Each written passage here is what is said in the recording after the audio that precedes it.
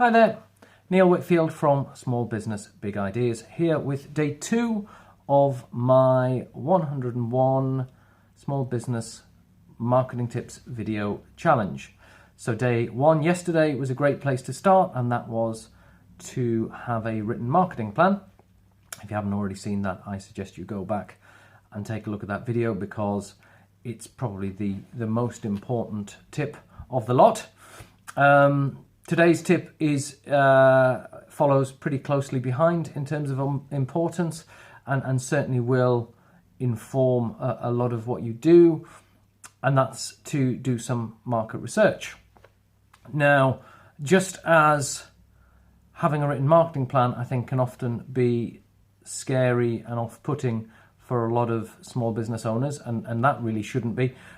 Similarly, doing market research probably instills the same fear, and again, there's no real reason why it should. There's no need to go out and commission, market research companies, women with clipboards who accost you in the middle of the high street. That's really not necessary or relevant. For a small business owner, the majority of what you're doing, you should be able to handle yourself or using your team. So, why do market research? Well, so that you're not just basing your decisions on your own views and assumptions, really.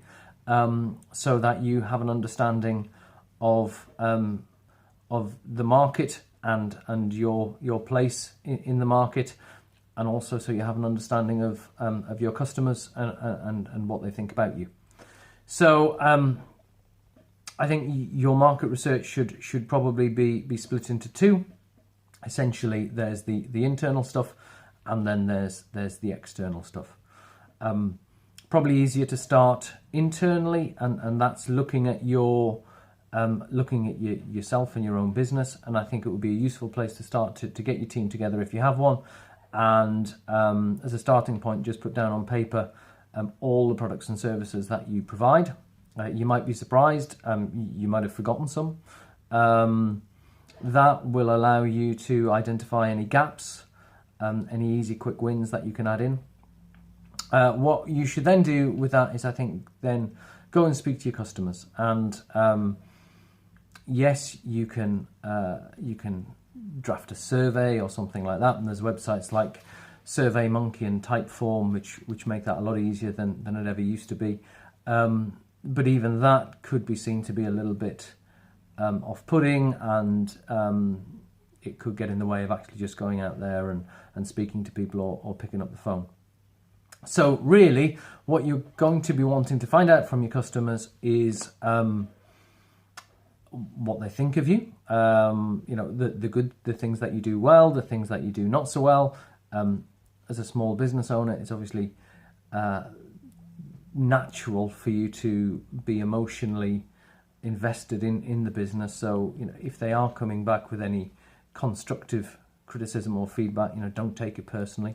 But you want to find out, what they think you do well, areas that they think you could improve. If they are dealing with other competitors, find out things that they provide that you don't, things that they do well that you could perhaps learn from. One very insightful question to ask, which I think quite often surprises a lot of small business owners, is to ask why the customer bought from you in the first place. Because more often than not, it'll probably surprise you, and it's not what you would ordinarily think. So you want to get an understanding as to what your customer thinks about you, any areas that they think can be improved, any additional products or services that they would like you to provide. In terms of who you ask, don't stress about it, but it would be better to speak to your loyal customers who spend a lot of money with you regularly, rather than customers who aren't loyal, don't spend too much. Certainly there's a whingy element. Don't go asking them because everything's going to be negative. So you want the customers that generally view you as being positive, and focus on them. So that's your internal research, and then once you've done that, have a look at the marketplace. So you'll know who your competitors are, but it's worth just doing a quick Google trawl, because there might be new competitors, there might be people disrupting the marketplace that you may not be aware of. At the simplest level, have a look at their websites, see what they're offering, see how they position themselves, see how they describe themselves, see if there's anything that you can learn from that. Essentially, and we covered it off a little bit on the marketing plan, and we'll certainly cover it off with later tips.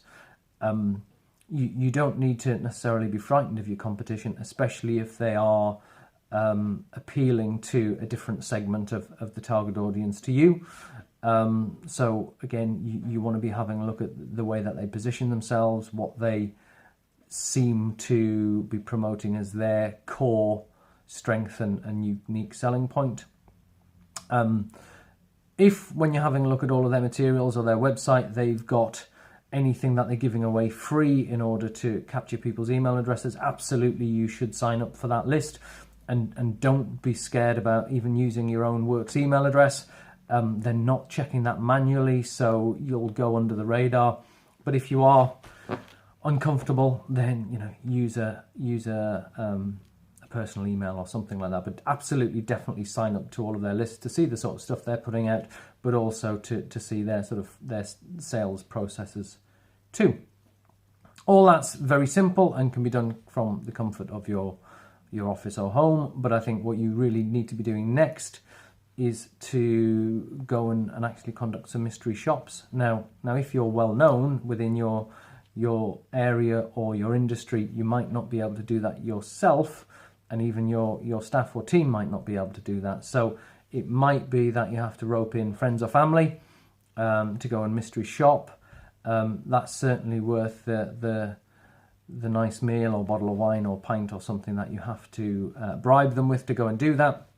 But again, they are going to be looking at the physical elements of the office or premises, how they're dealt with in terms of customer service. Again, any materials that they can lay their hands on. They need to be recording or capturing, generally the sort of selling points that were put to them when they were having the conversation. Were they asked to provide their details? So again, just get a rounded picture of your main competitors, how they're positioning themselves, how they're promoting themselves, what they are presenting that might be different to you. Get as much information as you can, and then it will be a case of coming back and collating it, and that will just put you in a much more informed position as to then develop your own marketing activities from then on. One thing I haven't mentioned, and I think it obviously would be worth looking at, is if you can find out prices from your competitors, then certainly no harm to do that. Sometimes, depending on the product or service, it might be readily available, or it might be something that they will only really deal with on a sort of proposal by proposal basis.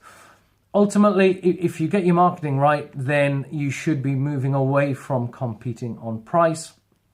But ultimately, it's certainly worth having that information on their pricing strategy if you can get hold of it.